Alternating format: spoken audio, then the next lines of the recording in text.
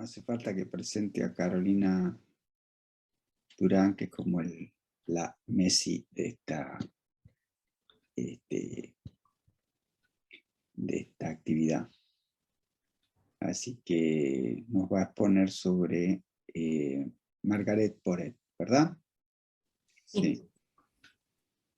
Margaret Porete escribió un libro que fue muy, ella lo va a explicar esto, pero que fue muy impactante en la Edad Media, al final de la Edad Media, el siglo XIV, y el libro fue condenado, después fue condenada ella, no se retractó, fue quemada en una plaza que hoy quedaría más o menos frente al Marais de París, de la Municipalidad de París, a 300, 400 metros de Notre Dame, del otro lado de la isla, y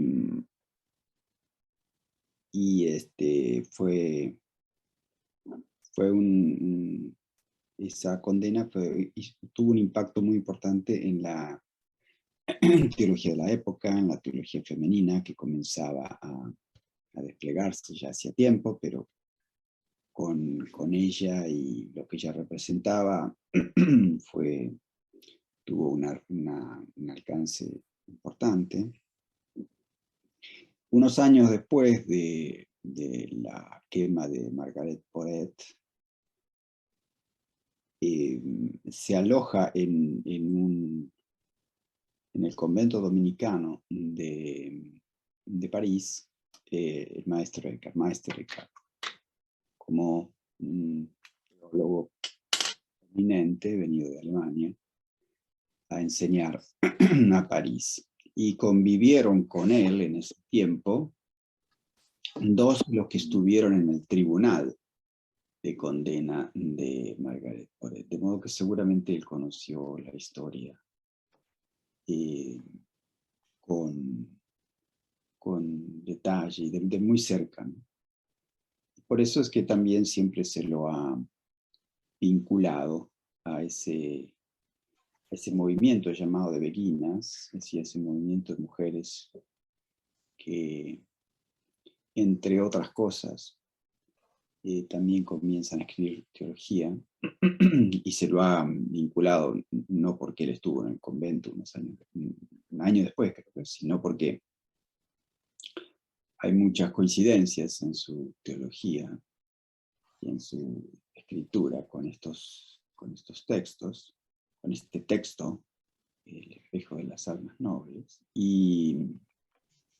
sino también porque se sospecha, algunos lo dan por un hecho, pero que después de París él estuvo varios años en la zona de Estrasburgo, que es donde se habían desplegado muchas de estas experiencias comunitarias, y que fue enviado allí a esas zonas con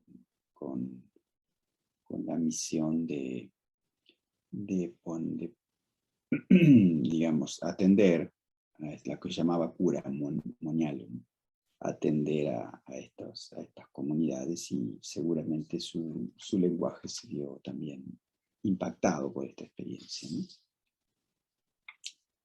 Curiosamente también Eckhart termina siendo condenado, entre otras cosas, por ese mismo lenguaje que utiliza.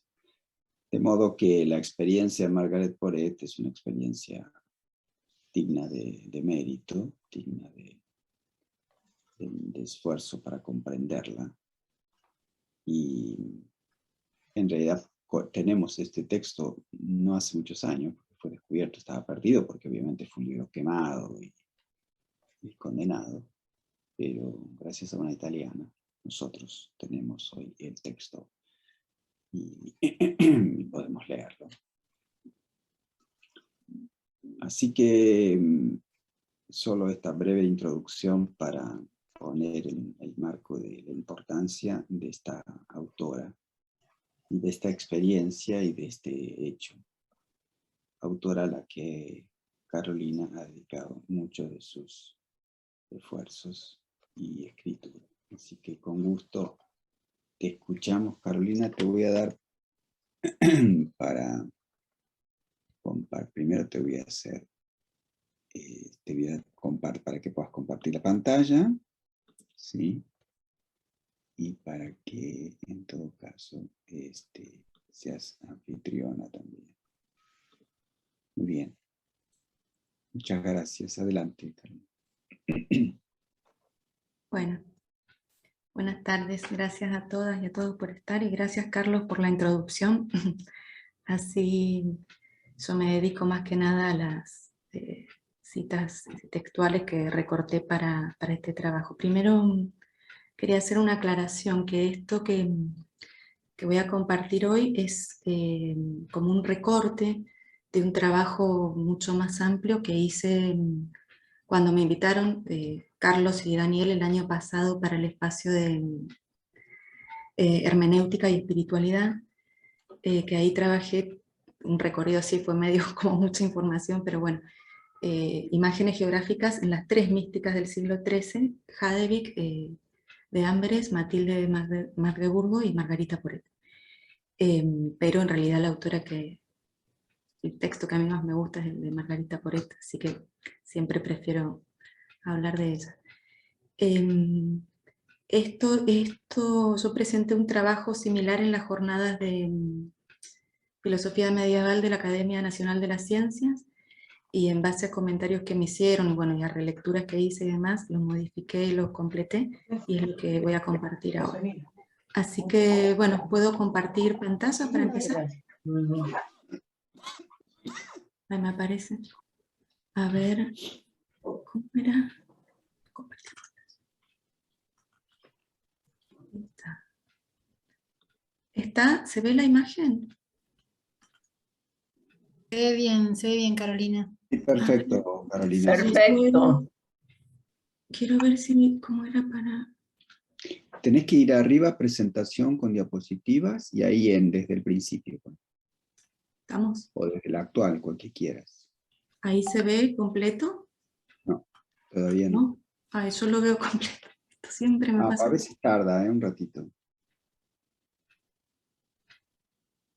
El cable es largo, ¿viste? Claro, y sí, y sí. Hasta que llega.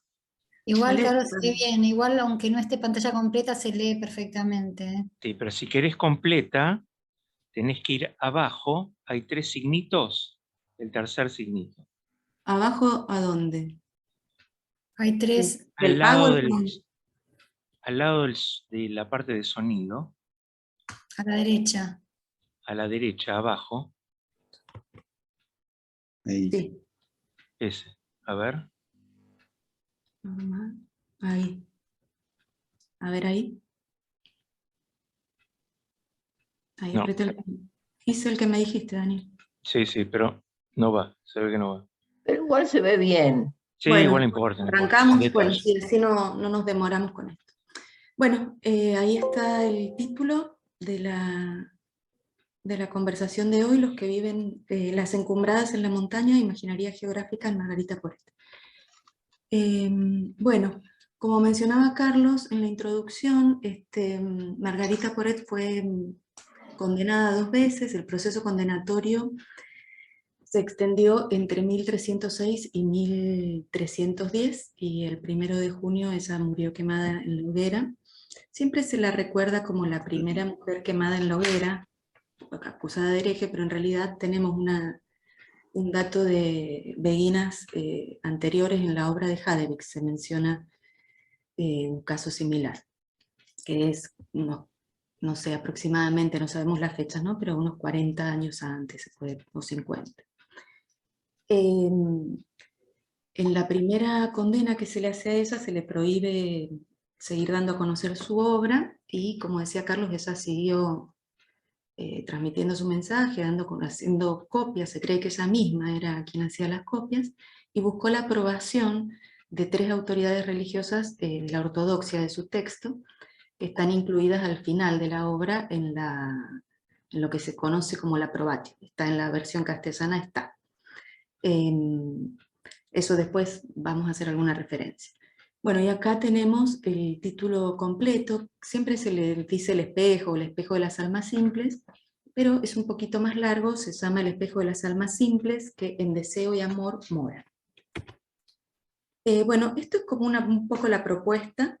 La idea es explorar el pensamiento de Margarita Porete sobre la transformación del alma en el proceso místico desde ciertas apreciaciones sobre lugares geográficos que están privilegiados en la autora en relación a tal itinerario del alma. Las almas atraviesan una serie de cambios en 7 etapas y las almas liberadas alcanzan el país de la libertad y se describen como encumbradas en la montaña. Esta es una idea central del texto, el que las almas alcancen la libertad y que esto es un país.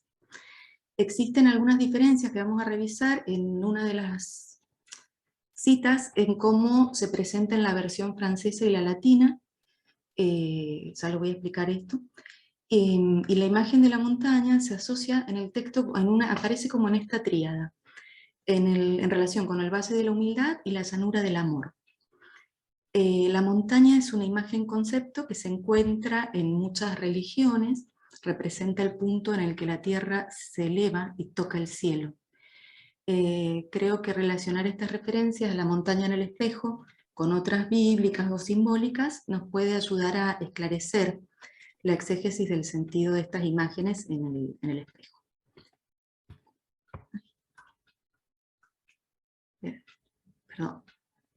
Bueno, empezamos entonces con la obra de Margarita. La imagen propuesta como guía aparece casi desde el inicio de la obra. En el capítulo 9, que se titula «Cómo tales almas no tienen nada de voluntad», presenta las características de estas almas libres, que no desean estar en el purgatorio, ni quieren tener la certeza de su salvación, ni quieren ir al paraíso, pues no tienen en absoluto voluntad.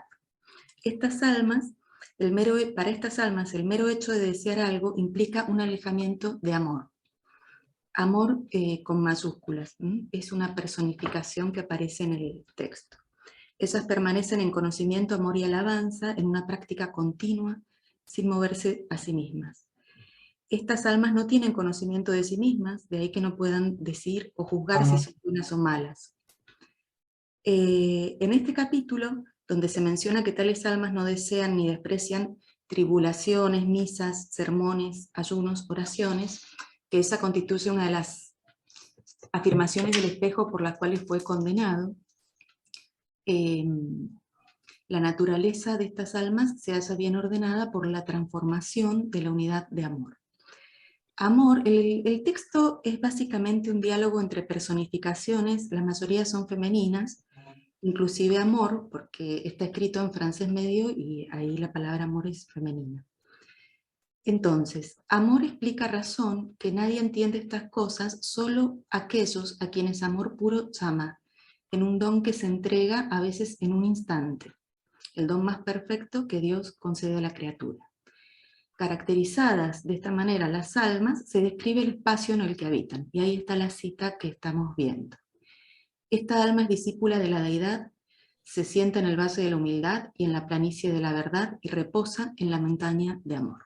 Yo puse los textos en francés y en latín, pero yo voy a ir marcando los términos que por ahí que quiero destacar. Esta especial localización de las almas ha sido denominada por Blanca Garí, que es la traductora al castellano y una estudiosa de la mística femenina en general, como topografía espiritual.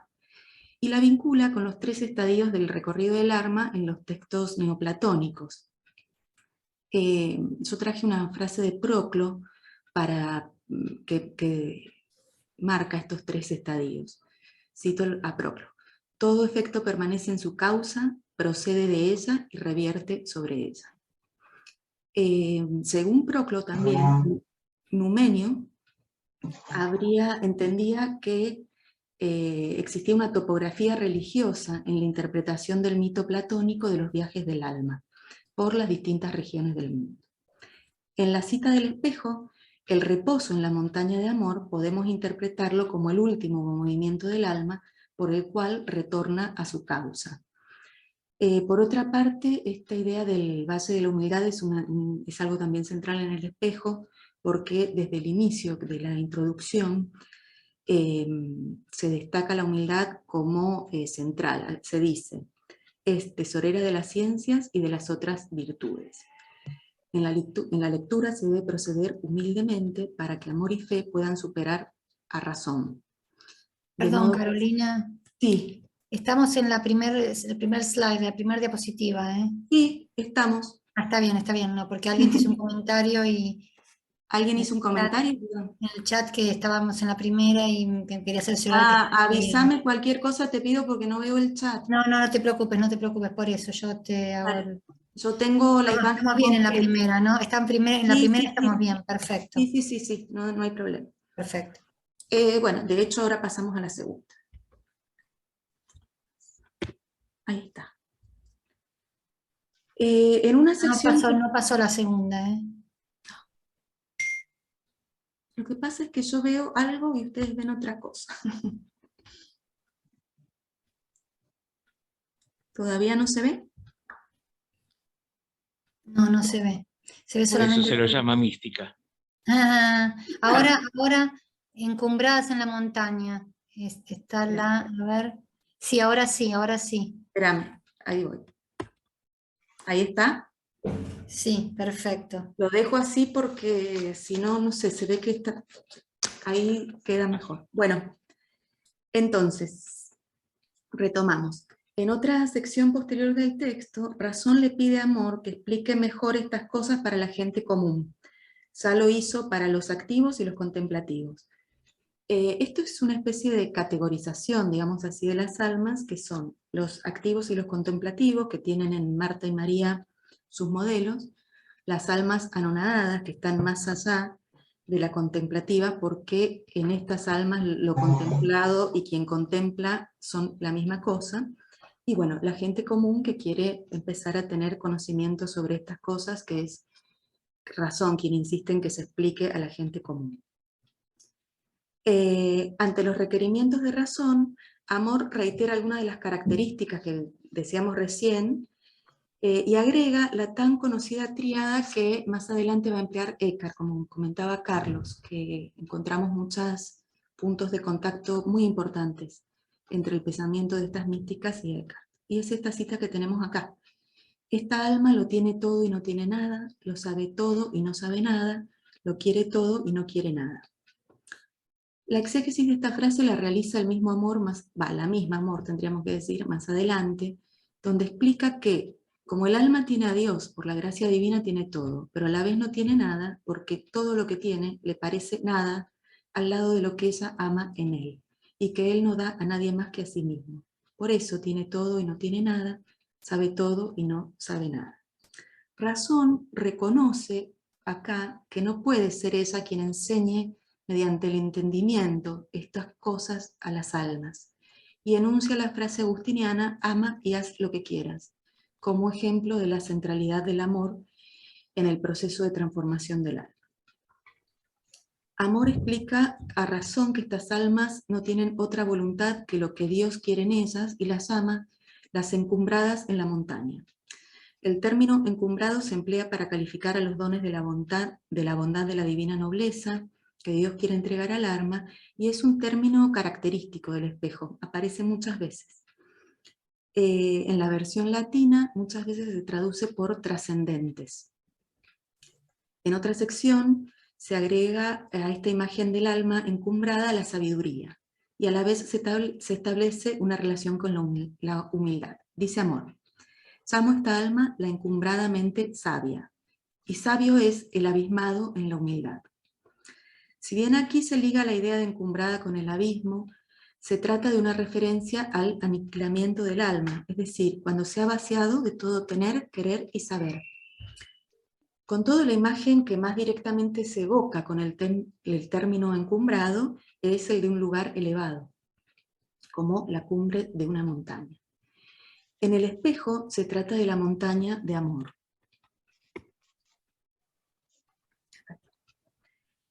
La dimensión de la experiencia mística de Margarita se transmite mejor si pensamos en este sentido de la elevación en la montaña. Esta caracterización que venimos viendo va a ser ampliada con otras especificaciones que complementan aquella primera. Acá tenemos una cita del capítulo 53 del espejo. Razón al dirigirse al alma la nombra.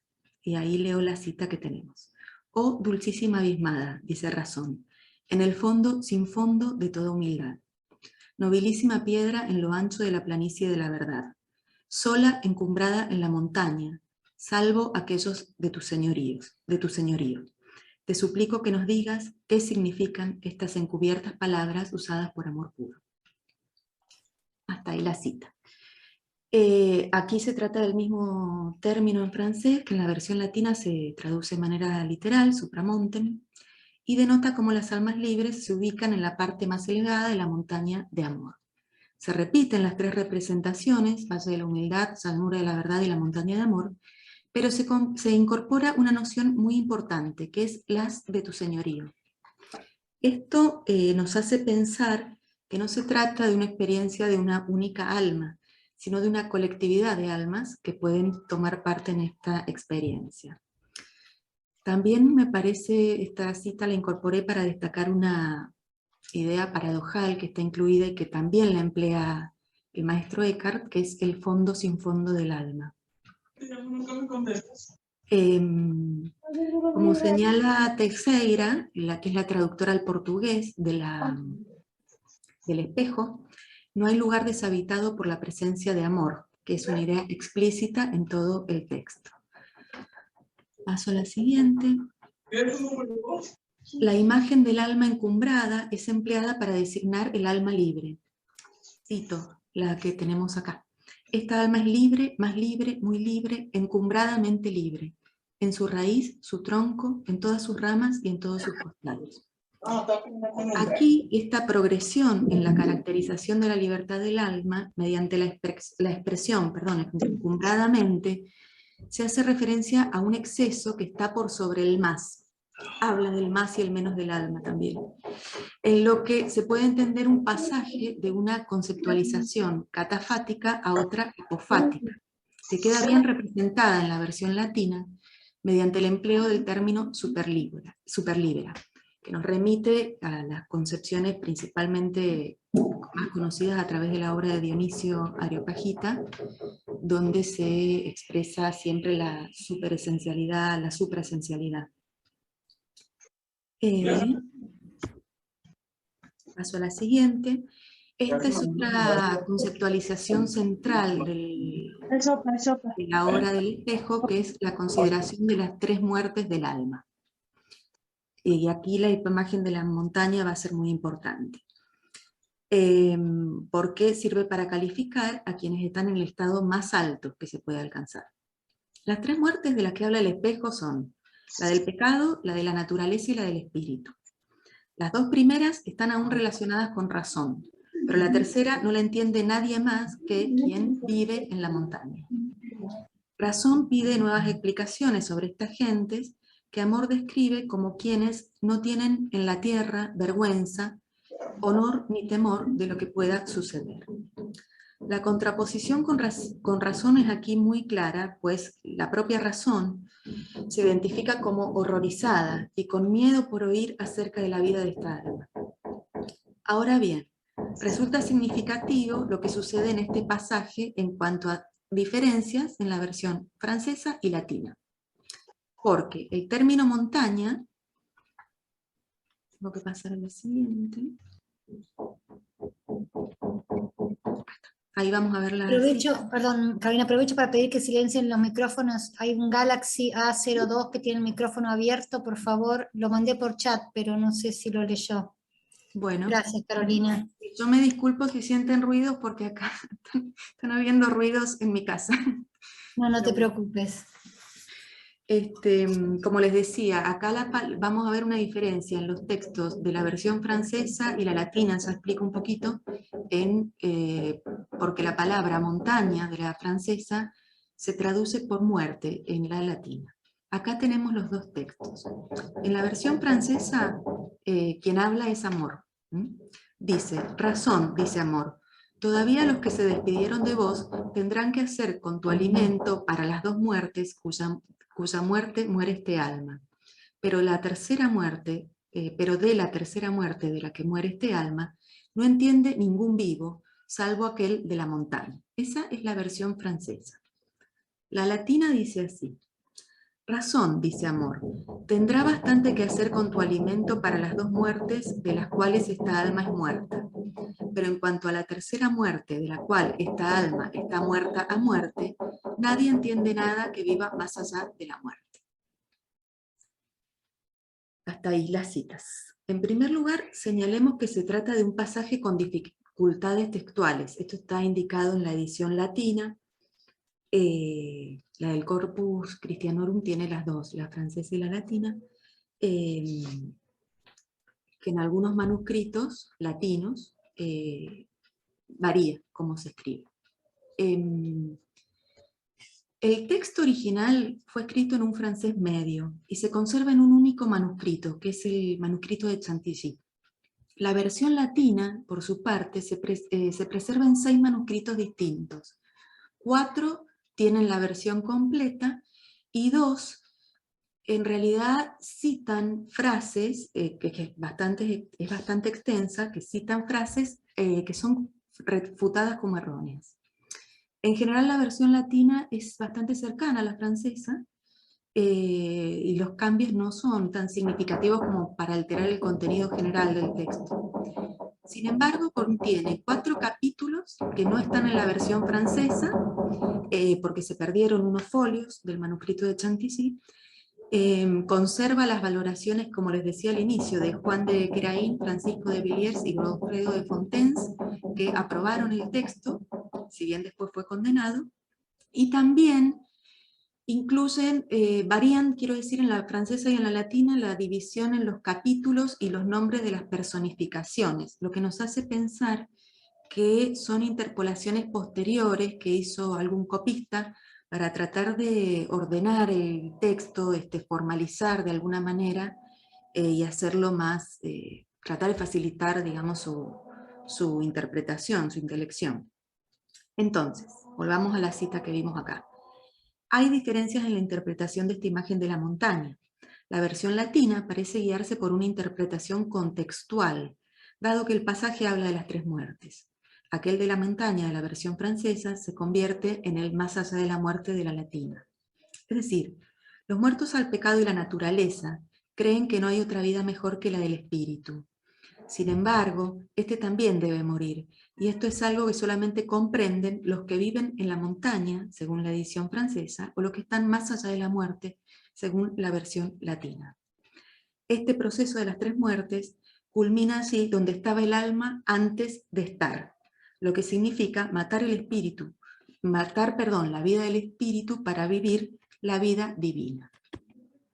En relación a esto de la vida divina, incorporo un texto del capítulo 73 que se titula ¿Cómo ha de morir el espíritu para perder la propia voluntad? Y Amor explica, leo la cita que tenemos acá. El espíritu está lleno de voluntad espiritual y nadie puede vivir la vida divina mientras tenga voluntad, ni puede nadie hallar satisfacción si no ha perdido la voluntad. Y el espíritu no muere por completo hasta que pierde el sentimiento de su amor y hasta que muere su voluntad que le daba vida, y en esa pérdida que el querer se colma totalmente de satisfacción de divina complacencia. Y en esa muerte crece la vida encumbrada en la montaña, que es siempre libre o gloriosa. Finalmente, en este capítulo se hace referencia al lejos cerca, que es una manera de nombrar a la divinidad, que es quien representa este noble don. Se trata de las vidas de las almas anonadadas, que son libres en la montaña de amor, en el 5º y 6º estado de los que han hablado otros capítulos. Ya vamos a hacer una referencia a estos distintos estados.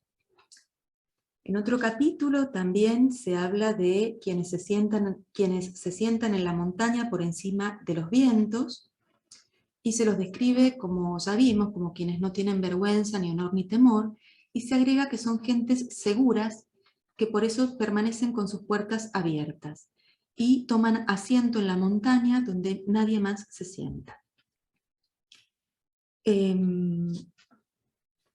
Vamos a la siguiente. La imagen de la montaña también permite explicar la transfiguración de Cristo en el monte Tabor, en presencia de 3 discípulos a los que indica que no digan nada. En el comentario sobre este episodio de las Escrituras en el espejo, aparece la figura de la que se esconde, que afirma que Cristo, que es otra forma de presentarse el alma se presenta de varias formas. Esta es otra, la que se esconde. Afirma que Cristo hizo esto por ellas, por las almas. Amor explica que sucedió en la montaña, porque así se significa que nadie puede convertirse en las cosas divinas mientras se encuentra mezclado y entremezclado en las cosas temporales, en otras cosas que son menos que Dios, mientras que la indicación de guardar silencio se interpreta como una limitación a la vanagloria. La transfiguración de Cristo ante solo algunos elegidos, entre sus discípulos, representa la iluminación de las almas libres. De hecho, acá en el espejo, el alma es llamada alma iluminada y representa a las elegidas que también deben guardar silencio. Las almas que están por encima de sus pensamientos se embelezan en aquel que está por encima de la montaña y se embelezan en aquel que está en el fondo de su valle en un nada pensar. Paso al siguiente. Acá vamos a ver un poquito, esta es otra idea central. Bueno, yo les digo, yo no estoy haciendo no hice una presentación del espejo y las ideas centrales, pero las que estoy nombrando son ideas centrales de la obra de Margarita Porete y en todas aparece la imagen de la montaña. Otra es esta de los 7 grados. Cuando empezamos este ciclo de literatura espiritual, lo comenzamos leyendo el texto de Beatriz de Nazaret, que lo leímos entero, que se llama Los 7 grados de amor. También en Hadevik aparece la idea de 7 grados en la escala del amor. En el espejo se describen en el capítulo 118, se describen en toda la obra de manera dispersa, digamos así, pero en este capítulo 118 se intenta sistematizar estos 7 grados. Estos 7 grados los deben atravesar las almas para llegar a experimentar lo divino. Cada grado corresponde a un ejercicio de despojo que finaliza en el aniquilamiento del alma, que de este modo alcanza el país de la libertad. Ahora bien, es precisamente con la imagen del ascenso a la montaña, con la que se presenta esta escalera que debe subir el alma. Y leo la cita que tenemos acá. He prometido, dice esta alma, desde que amor me hizo presa, que diría algo acerca de los 7 estados que se llaman modos de ser, porque lo son. Y son los grados por los que se asciende del valle a la cima de la montaña, que está tan solitaria que en ella no se ve más que a Dios, y cada uno de estos grados se asienta en un estado de ser. Entonces, los 7 grados son modos de ser. Se los describe como grados, pero podemos hablar de escalones por los que el alma realiza ese ascenso, que es una imagen también muy empleada en este periodo, la de la escalera, como el ascenso del alma. Por ejemplo, hoy estaba releyendo la escala del cielo mayor de Honorio Agustinensis, que emplea este mismo modelo. Se trata de un proceso en el que el alma deviene lo mismo que su amado. Amor transforma al alma en él mismo. El alma retorna a lo que era antes de ser. Todo para el alma es una sola cosa, sin por qué, ya que no tiene nada que hacer por Dios ni Dios por ella, porque luego de la transformación, y esta es una cita, Él es y yo no soy. Esto puede describirse como la creación de una identidad mística que paradójicamente se realiza mediante una depreciación del yo en el anonadamiento. Este es el objetivo final, la emergencia de un yo sin yo, un je sans moi, una nueva identidad sin ego. El alma no retiene nada en sí misma, se halla, y esta es una cita de la traducción castellana, se halla desnuda y despojada de todo porque está sin ser, allí donde estaba antes de ser. La idea del alma desnuda también es una idea muy potente que utiliza Eckhart. Esta que acabo de leer, esta última oración que acabo de leer, está en la versión castellana. La versión castellana está compuesta de la francesa, que es la principal, digamos, pero completada con la latina y con partes de la inglesa, que está también en inglés medio, como esta frase, que está construida con una mezcla que hizo Garí de la versión latina y la inglesa. También fue traducido al italiano, en periodos muy cercanos a la condena, me refiero.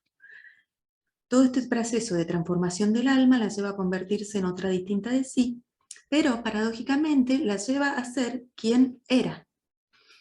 El alma tiene de Dios lo que él tiene y es lo que él es a través de la transformación del amor. Bueno, hasta ahí el espejo.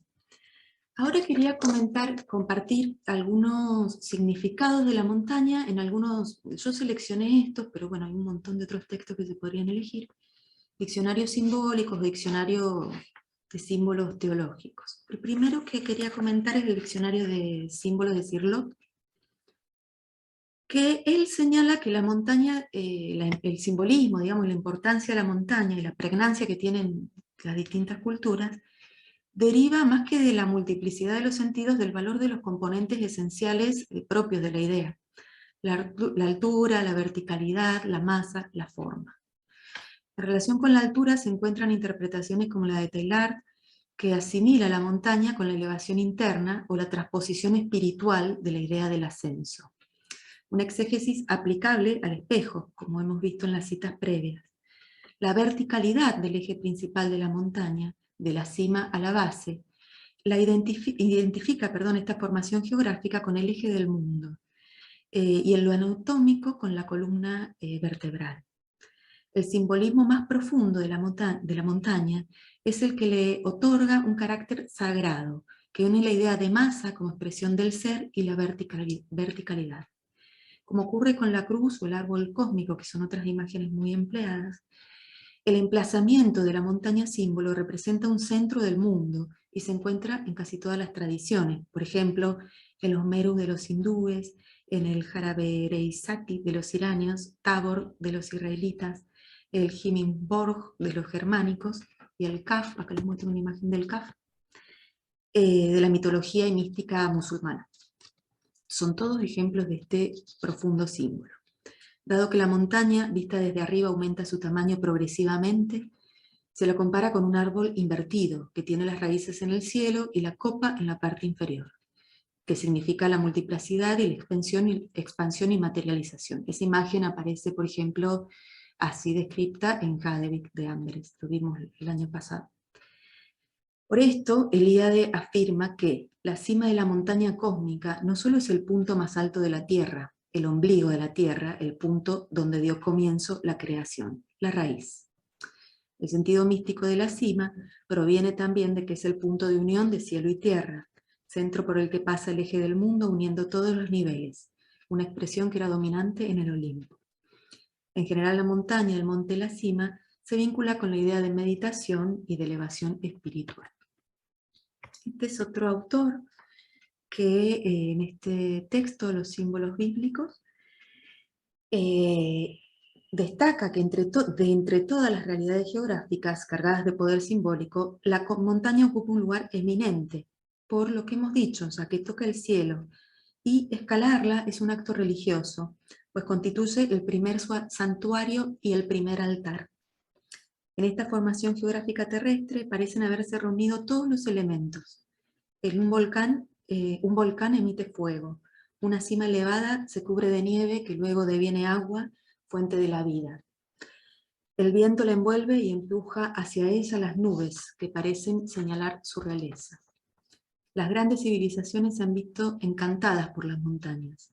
Mitos, leyendas, rituales y peregrinaciones han deificado con frecuencia a la montaña. La Biblia le ha dado la palabra para revelar el misterio del Altísimo Señor de Israel. Acá tenemos algunas referencias que me guié por el vocabulario de teología bíblica. Como decíamos, por la elevación y el misterio que la rodea, se considera como el punto que el cielo toca la tierra y de ahí que muchos países tengan una montaña santa, que representa el lugar de la creación del mundo, el sitio donde habita la divinidad y el espacio de la salvación. En las Escrituras se conservan todos estos significados. En el Antiguo Testamento, Yahvé es el Dios de las montañas, el Dios de los valles. Las montañas que conocieron los patriarcas fueron denominadas antiguas montañas y antiguos montes. Los profetas oran en la cima de las montañas, pues al estar elevadas permiten el encuentro con el Señor, como Moisés, Elías o Eliseo. Dios en persona ha establecido su ley en Sión, una montaña santa. A esta montaña debe subir el fiel cantando alabanzas. Por otra parte, se nos recuerda que Cristo gustaba de retirarse a orar en las montañas y también transmitir ahí su mensaje. La montaña santa de Israel recibe en el norte el nombre de Joreb y en el sur Sinaí. En ambos casos se trata de la montaña de Dios, que mencionábamos antes. El Joreb es el lugar privilegiado en que Moisés se pone en presencia de Dios, oculto en el ardor de la zarza que se quema sin consumir nada. En el curso de su éxodo, el pueblo de Israel desvía su itinerario hacia el sur y pasa por el macizo montañoso de Sinaí. También se afirma que el Jebel Musa es la montaña santa de la alianza, pues a sus pies se reunió el pueblo. En el Éxodo se relata que el Señor descenderá a la vista del pueblo sobre el monte Sinaí. La santidad de la montaña se va a manifestar de diversas maneras. En primer lugar, por la tormenta. El libro del Éxodo revela algo más que un fenómeno atmosférico. Es la teofanía más espectacular de toda la Biblia. La montaña tiembla, una pesada nube genera relámpagos, el paisaje está incendiado, el ruido del trueno se modula en el sonido de un cuerno, y finalmente en la palabra divina. También se relata el episodio en Deuteronomio. Ya voy terminando. Las montañas y los montes están muy presentes en los pasajes bíblicos, aparecen unas 500 referencias aproximadamente. Pero tenemos que considerar que estos significados bíblicos de la montaña pueden resultar paradójicos o incluso contradictorios. Pues en algunas ocasiones son símbolos de refugio y seguridad, pero en otras representan un lugar amenazador, incluso de matanza. Como enclave de la experiencia religiosa, la cima de las montañas son lugares de adoración pagana que Dios denuncia, pero también lugares en los que la verdad, se expresa la verdad que Él envía. Las montañas y colinas de la Biblia denotan fenómenos físicos y símbolos espirituales. Como lugares físicos, constituyen un importante fenómeno, pues resultan barreras naturales, que rápidamente pasan a ser fronteras geográficas y políticas. Sus características naturales, las laderas empinadas, los afloramientos rocosos, los acantilados escarpados, las convierten en enclaves fortificados estratégicos. Las personas huyen a las colinas cuando su ciudad es destruida. Para los peregrinos que viajan a Jerusalén, las colinas representan peligros que requieren de la protección de Dios. En cuanto símbolo espiritual, la elevación de las montañas hace que se transformen en lugares naturales para la visión y la proclamación. La formalización y renovación de pactos, así como la entrega de la ley, tiene lugar en las montañas, debido a que su permanencia constituyen recordatorios de estos mismos. Como modelos reconocidos de inmensidad, las montañas aparecen en las descripciones del poder divino de Dios. Cuando Él apareció de forma imaginaria o teofánica en su ira, se conmovieron los cimientos de los montes y se estremecieron. La justicia del Señor se asemeja a poderosas montañas. Son citas. Incluso la creación de las montañas por parte de Dios da testimonio de su fuerza. Las colinas y las montañas también se personifican en las Escrituras, habitualmente en pasajes de celebración. Se regocijan, saltan, cantan, alaban en el nombre de Dios. Esto lo voy a saltar. Entonces, las montañas y las colinas son imágenes maestras de la Biblia, a través de las cuales podemos delinear todo el curso de la historia y la doctrina bíblicas en un microcosmos. Son paisajes naturales en los que tiene lugar un amplio espectro de actividad humana. Como símbolos declaran la naturaleza de Dios, como el lugar donde lo humano se encuentra con lo divino, epitomizan cómo se relaciona el Señor y las personas, tanto en la historia como en la escatología. Bueno, y unas palabras finales. revisamos algunas citas del espejo, hay otras sobre la montaña, en las que se hace referencia a la montaña y comprobamos que se mantienen íntimamente unidas con elementos conceptuales claves de esta obra que cifran el pensamiento de Margarita Porete. La montaña es aquí la montaña de amor, figura que dinamiza todo el proceso de transformación del alma. De hecho, las almas que se sitúan en la cima de la montaña son aquellas que han llegado a dejar de ser ellas mismas para ser lo que eran antes de ser. No tienen otra voluntad más que la divina, y precisamente así adquieren la libertad, y habitan en el país de la libertad. Asimismo, repasamos muy rápidamente algunas referencias sobre esta formación geológica en la tradición y en la tradición escritural.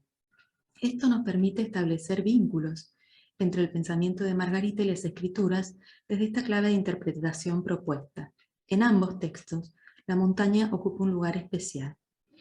Entiendo que realizar este recorrido desde una imagen geológica en particular y en los sentidos y nodos conceptuales vinculada con ella, nos puede acercar a la idea de una geografía del amor divino como clave exegética de algunos textos medievales, entre los cuales el espejo de las almas simples ocupa un lugar central.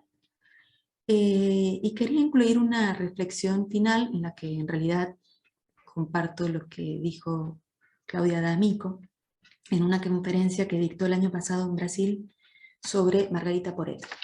Ahí repuso ciertas discusiones que entienden que traer voces del pasado solo tiene sentido en tanto ayuda a discutir y resolver cuestiones actuales. Sin embargo, D'Amico recuerda que Bernard Williams, un filósofo a quien ella llega a través del medievalista John Barenboim, que ha trabajado muchísimo la figura de Boecio, muestra que una de las funciones fundamentales del historiador filósofo es la de procurar hacer familiar lo que es inhabitual. Así como es una función del filósofo buscar que lo habitual se torne extraño, en tanto se pregunta por lo obvio, así también el historiador filósofo nos puede posibilitar conocer mundos ajenos que pueden devenir en algún sentido propios. Bueno, hasta ahí, eso era lo que había preparado para compartir. Muchas gracias por escuchar y por la paciencia. Gracias, Carolina. Abrimos el diálogo, ¿te parece? Muy interesante. Sí. Como siempre, ¿te parece? Podemos hacer dos opciones, o levanten la mano o ponen las preguntas en el chat, como prefieran.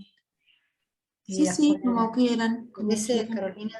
Sí, los comentarios que quieran hacer. ¿Cómo hago para...? Volver atrás. Perdón, pero no. No es lo mismo. Tendrías que, y si apretás la flechita esta, Daniel, ¿no? La flechita, la cruz, perdón.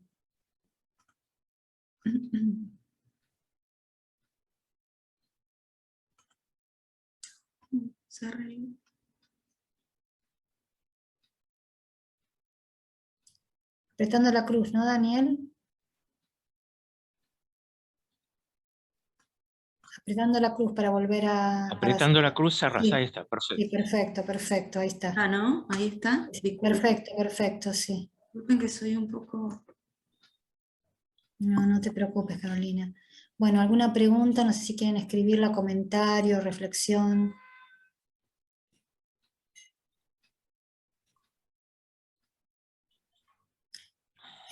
José, hola Josefina, ¿cómo estás? Bienvenida. ¿Querés hacer la pregunta? Gracias por unírtenos. Está silenciada, tenés que abrir el micrófono. Bueno, primero gracias. ¿Ahora sí se escucha? No. Perfecto. Bueno, gracias Carolina, muy interesante. Yo sé muy poco de todo esto, ¿no? Pero tenía la inquietud de preguntarte si Margarita tiene referencias bíblicas explícitas. Sí. Hay, por ejemplo, de las que mencioné yo acá, esta referencia a los modos de vida activo y contemplativo, en las figuras de Marta y María, esa referencia a la transfiguración de Cristo en el monte, y hay otras referencias más. Hay también muchas que no están, en la obra no están citadas, se hace como alusión a la... Referencia. Claro, se hace referencia o se las interpreta como alusiones en algunas partes, pero no es un texto que tenga citas explícitas de nadie, ni de las escrituras, ni de las fuentes, de otras fuentes filosóficas o teológicas que se pueden identificar, digamos, como, bueno, algo que en realidad tenemos bastante costumbre de tratar en los textos medievales, ¿no? Que no trabajaban con las fuentes como trabajamos en la actualidad, que hacemos las citas explícitas y demás.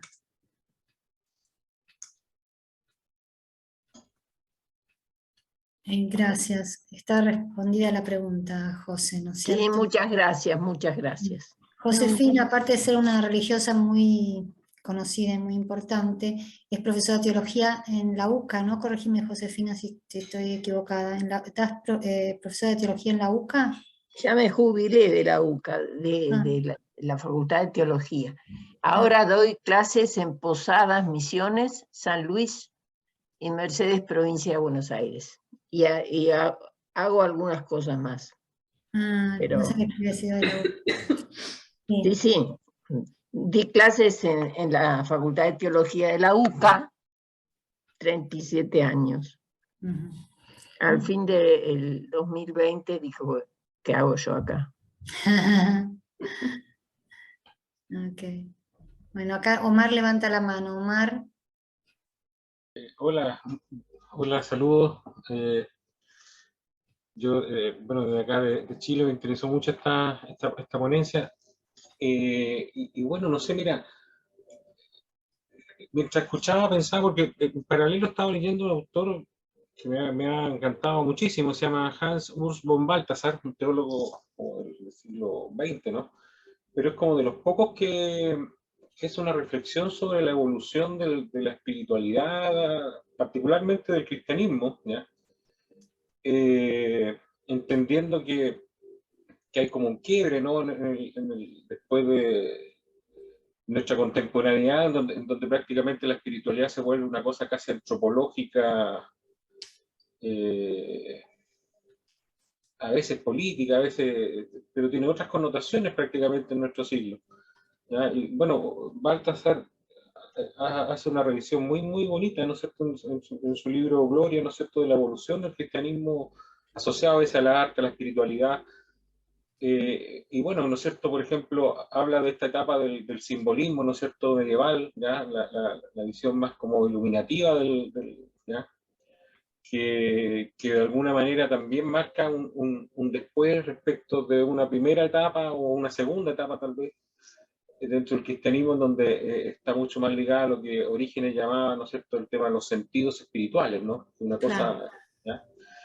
Y que después como que se empieza como a simbolizar, ¿no es cierto?, empieza a aparecer el tema del símbolo, ¿no es cierto?, el simbolium dentro del desarrollo como un elemento fuerte, digamos, dentro del eje del desarrollo de la espiritualidad, dentro y por lo tanto la importancia del símbolo, ¿ya? Más allá, obviamente, los diálogos y las influencias con el Islam, con el judaísmo, en donde muchos de estos elementos simbólicos están ahí como renovándose también. Entonces, un poquito, vi que ahí mencionabas también el diccionario que es muy bueno, es el teológico Dufour, no sé muy bien cómo se pronuncia. He tenido la oportunidad de estudiar algunas cosas de ahí. Y bueno, no sé, me llamaba la atención esto porque tal vez el tema del símbolo, ¿no es cierto?, como dentro de la espiritualidad hoy en día, tal vez en el siglo XX, ¿no es cierto?, o ahora en el siglo XXI, es como que se retoma un poco tal vez por el lado de la psicología, de Jung, los arquetipos, ¿no es cierto?, ¿ya? Como que, y de alguna manera como que está asociado a elementos comunes con otras culturas, ¿no es cierto?, tema hinduismo, budismo, ¿no es cierto?, hay una especie como de matriz genérica, ¿no es cierto?, ¿ya?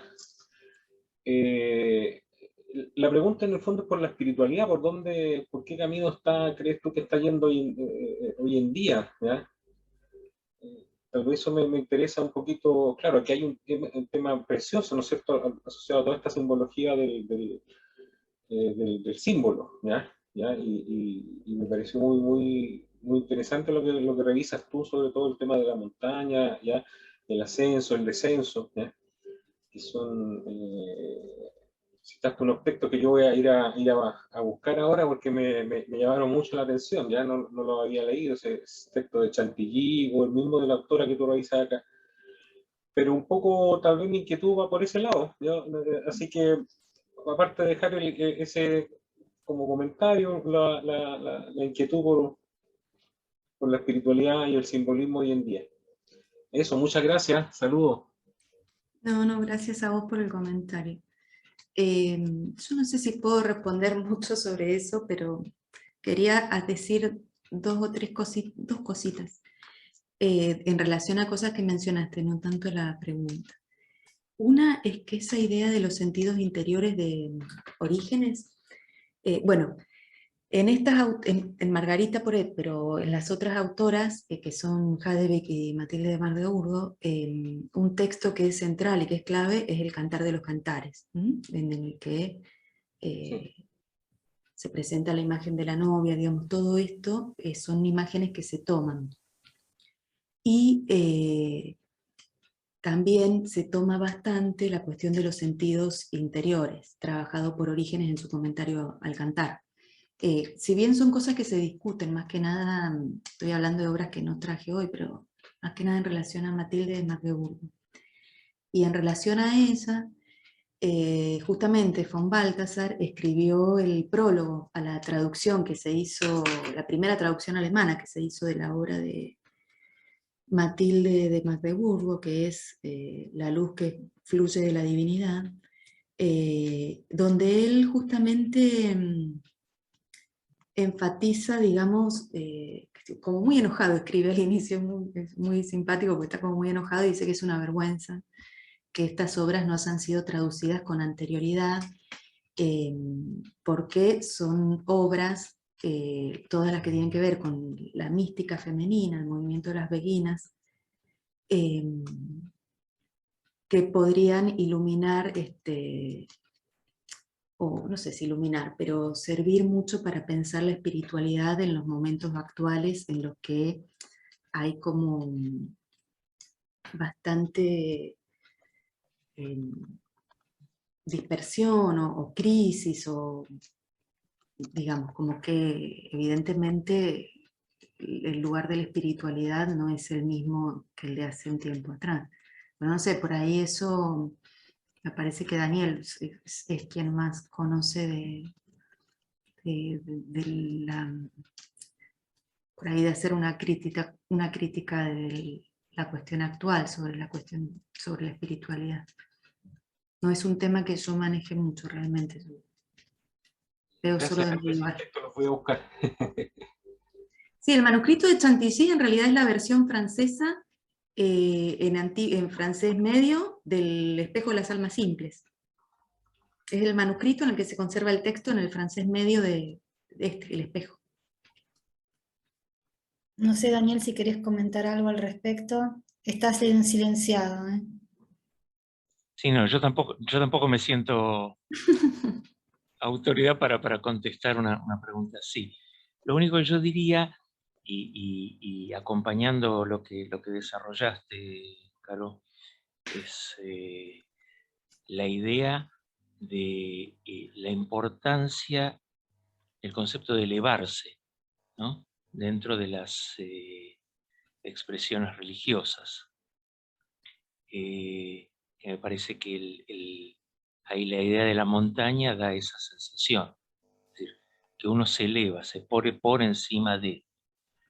El texto que aparece, hay un texto que aparece en el libro de Números sobre Balac y Bilam, ¿sí? Balac, que era el rey de Moab, que tiene, sí, que contrata a un mago para maldecir al pueblo de Israel, y el mago va subiendo a la montaña, y en vez de, cuando llega a la cima, en vez de maldecir, termina bendiciendo al pueblo de Israel. Y esa imagen es una imagen muy, muy fuerte, ¿no? Primero porque se va elevando. Segundo, hay algo también interesante, que es el hecho de que cuando uno mira las cosas por encima, ¿sí? Y no se queda en la llanura, ¿sí? Es decir, en la situación conflictiva, en ver las problemáticas, etc., se da cuenta cuál es el valor de la bendición. Por lo tanto, ¿sí? La bendición siempre se dice desde un lugar elevado, o por lo menos la bendición viene de un lugar elevado, ¿no? Me parece que la importancia de la montaña en este sentido, ¿sí? Tiene que ser tomada como ese símbolo de la elevación. Ahora, por otro lado, también hay algo muy interesante que se desarrolla en la antigüedad, por lo menos en la literatura mística judía, que se llama la Seijalot, que serían como los patios, ¿no? En donde uno va atravesando determinados patios, muy similar a este concepto de razón, amor, etcétera, etcétera, que se va acercando a un lugar, es decir, como movimiento centrípeto, ¿sí? Como movimiento que tiende hacia el centro. El centro también es una imagen de elevación, ¿no? Es decir, que podría estar asimilado al lugar justamente de la montaña. Bueno, eso es lo que tenía para aportar, ¿no? Sí, por supuesto que hay muchos salmos también que traen la idea de, ¿sí? Elevo mi visión hacia los montes, en donde vendrá mi ayuda. La ayuda viene de Dios, creador del cielo y de la tierra, etcétera, etcétera, ¿no? Pensemos también en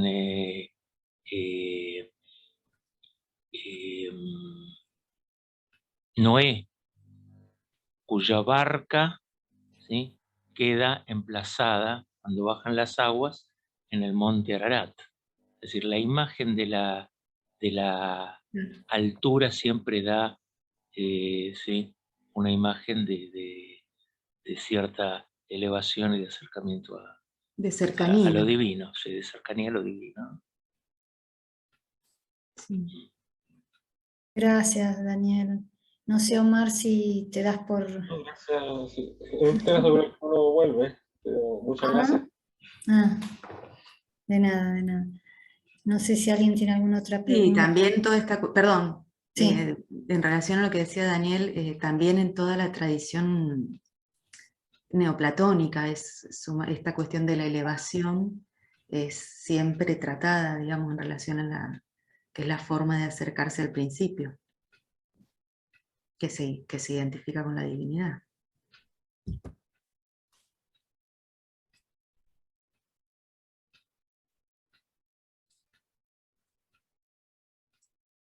No sé si Horacio o Marta, nuestros fieles seguidores, que no son, o sea, bueno, Marta sí, pero Horacio no es ni filósofo ni teólogo, él solamente nos sigue en las diferentes actividades, pero siempre nos da muchos comentarios reflexivos. No sé Es si el único Horacio... sincero acá. Claro, claro.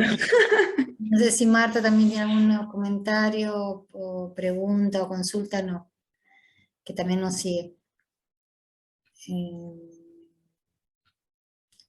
A ver, déjame ver el chat. Carolina, no. Hola. Ignacio. Sí, hola, buenas tardes. Buenas Yo tengo tardes. dos preguntas. Una es que, bueno, las influencias o los textos, digamos, base de las referencias son evidentemente las bíblicas y supongo yo también que los textos litúrgicos, esos son los más evidentes, pero quería preguntar si se puede identificar alguna otra fuente, aunque no esté citada. Y después otra pregunta diferente y es si hay también alguna referencia a la imagen o a la idea de montaña como dificultad, mostrando la dificultad en el ascenso, ¿no? Porque eso creo que, tal vez me lo perdí, pero no, eso creo que no lo mencionaste, no sé si está en estos textos. Bien. Por supuesto que la primera pregunta es muy difícil identificar las fuentes cuando no están citadas, así que eso no sé si se podrá y muchas veces eso es conjetural, por supuesto, ¿no? Sí, claro, gracias Ignacio. Sí, sí, por supuesto que es conjetural y son cosas bastante discutidas. Por ejemplo, yo no me acuerdo si es en el 2018, no me acuerdo exacto, que salió el primer companion a Margarita Poret y bueno, justamente gran parte de la,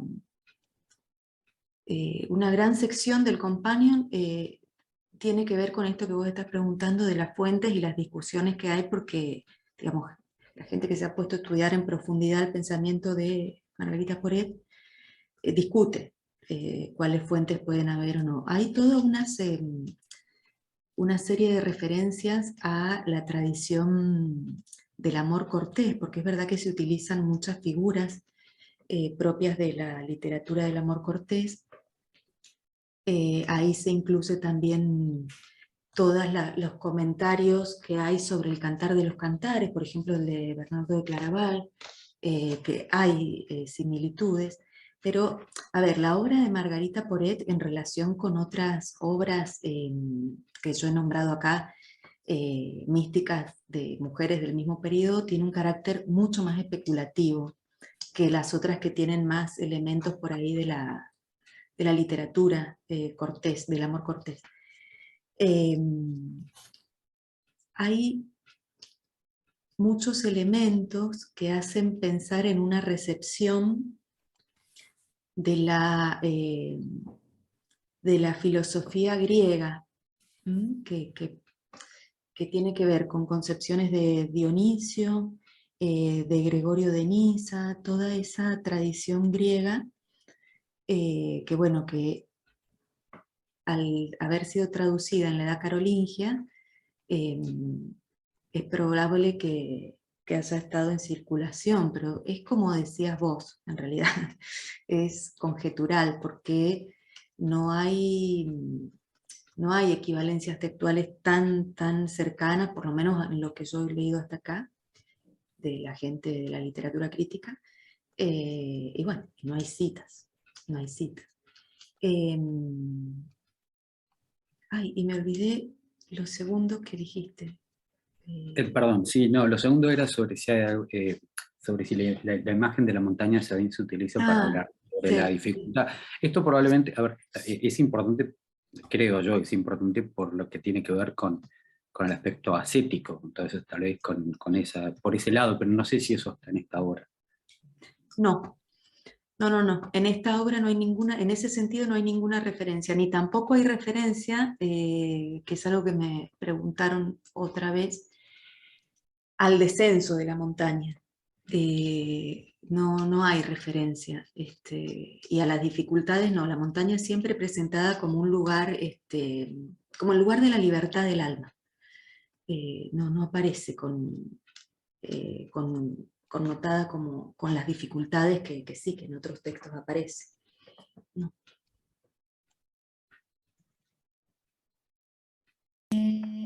Horacio tiene levantada la mano. Horacio. Sí, yo me acuerdo cuando presentaste a Margarita Poret el año pasado, que había otros simbolismos también, además de la montaña, que eran el valle y la llanura. Yo ahora en esta pasaste muy rápidamente por el valle y la llanura. Yo no me acuerdo bien el significado de esos otros dos símbolos geográficos. No sé si lo puedes aclarar. Aparecen ligados, aparecen siempre en relación a la montaña, no aparecen, cuando aparecen en la obra, aparecen en esa tríada que veíamos recién. No aparecen, no sé si puede que se me esté escapando alguna referencia, pero en general siempre pero ella aparece. me parece que ponía algo en el valle y la montaña. ¿Cómo, Horacio? Que ella me parece a mí que ponía algo en el valle y la montaña, como el digamos, valle de la humildad. la Sí, humildad, es importante porque es la virtud capital. Hay todo, bueno, yo no me metí en eso, ¿no? Pero una de las cosas que se cree por las cuales fue condenado este libro Una es algo que leí, que era, digamos, la propuesta, o a ver, la expresión de que no importan las misas, los sermones, y todas esas cosas, ¿no? Todas las cosas que hacen a la práctica religiosa habitual. Eso está dicho que para estas almas eso no es importante. Bueno, eso fue uno de los puntos de los que fue condenado. El otro, hay otros más, es el tema del abandono de las virtudes. El texto en varias secciones dice que hay que abandonar las virtudes. En uno les dice, virtudes, las abandono para siempre. Y dice que ha estado sometida por las virtudes, bueno, y hace toda una crítica a las virtudes, y eso ha sido una de las cosas por las cuales también el texto fue condenado. De hecho, no se sabe nada de quién fue Margarita Porete, no hay información biográfica, lo poco que se puede ir como deduciendo es de los textos de la condena, de los juicios de condena que tuvo el Espejo. Pero, dicho esto, de que la propuesta es de despedirse de las virtudes, la humildad aparece como madre de todas las virtudes y es como el valle desde el cual se va a poder hacer el ascenso del alma. Porque es así, cada formación geográfica o geológica aparece ligada con algunas de las virtudes propuestas por el Espejo. La montaña es la montaña de amor, que en realidad es el significado más importante para la transformación del alma en esta literatura, y el valle con la humildad, que es de donde el alma, cuando el alma se instala en la humildad, ahí puede empezar a hacer el ascenso o la elevación. No sé si te respondo, Horacio. Me quedó la llanura, pero bueno, está muy buena la obra. A mí me impresionó mucho cuando la presentaste el año pasado, porque es tremendamente profunda, ¿no? Sí, sí, aparte es un placer leerlo. Sinceramente es una cosa, es hermoso. a mí me parece una cosa hermosa el texto.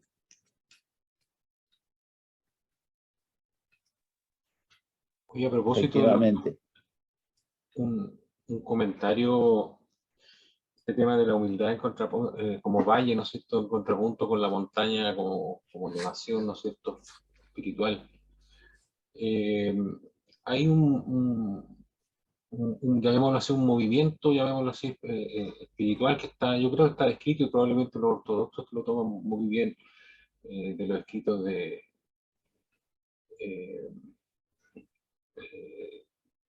San Pablo, ¿no? En el sentido de que hay un movimiento de plenitud, ¿no es cierto? Pero primero hay un movimiento de kenosis, ¿ya? De vaciamiento, ¿ya? Que él lo vincula directamente al tema de la humildad, ¿no es cierto? ¿Ya? El vaciamiento es un acto de humildad en el sentido de volver a la tierra, ¿no? Del humus, ¿ya? No en el sentido de como de degradarse o algo así, digamos, ¿ya? Y en ese sentido ahí hay como un movimiento, llamémoslo así, del espíritu, que describe muy bien San Pablo, ¿no? Ese vaciamiento primero, ¿no es cierto? La kenosis, volver a la tierra, como un vaciamiento, ¿no es cierto? Para después predisponerse a este ascenso, son como bodas espirituales, ¿no es cierto? Usando ahí la metáfora del cantar que también comentaba. Así que, no, gracias por eso también. Sí, sí, en el texto del Espejo es clara la cuestión del vaciamiento del alma, del anonadamiento del alma, como proceso y como fin, para poder alcanzar la libertad, que es lo que se alcanza en la cima de la montaña, y que esa lo nombra como el país de la libertad. Sí, gracias, Ana.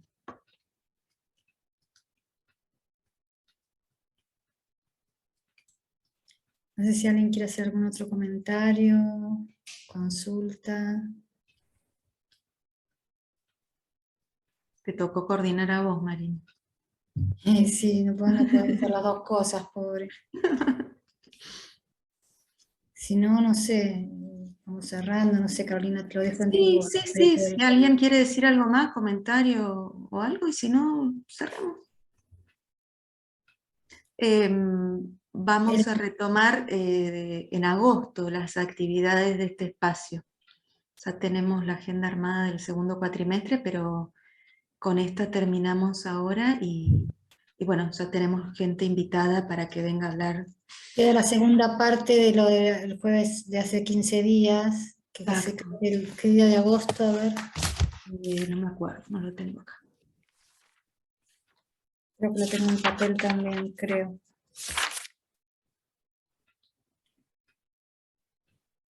El primer jueves de agosto creo que es. El 4 de agosto creo que es.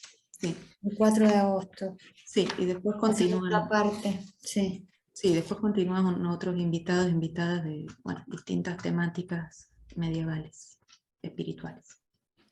Bueno, no sé si Dani vos querés decir algo, cerrar o algo. Carlos Ruta, el director del centro, se tuvo que retirar. Dejó muchos saludos, felicitaciones a Carolina. Simplemente agradecerte, Carolina, siempre tan didáctica, ¿sí? Y tan punzante. Y por ahí lo que Omar nos deja es una tarea, ¿no? Es una tarea importante de siempre cómo pensamos, ¿sí? Por ahí, definir o estudiar o profundizar la espiritualidad con herramientas que sean, ¿sí? De el orden espiritual, ¿no? Que esa es la dificultad. Uno siempre tiene que recurrir a otras disciplinas y de repente, ¿sí? Esas disciplinas tienen metodologías diferentes a los que busca uno en esta cuestión de tener o de buscar una experiencia espiritual, ¿no? Entonces ese es el gran problema que tal vez nos trajo en el siglo XX y continúa durante el siglo XXI. Sí, sí. Bueno, muchas gracias, Daniel. Bueno, dejamos acá entonces. Muchas gracias a todos, a todas por estar. Nos volvemos a ver en este espacio el 4 de agosto entonces, Carolina. Así es, así es.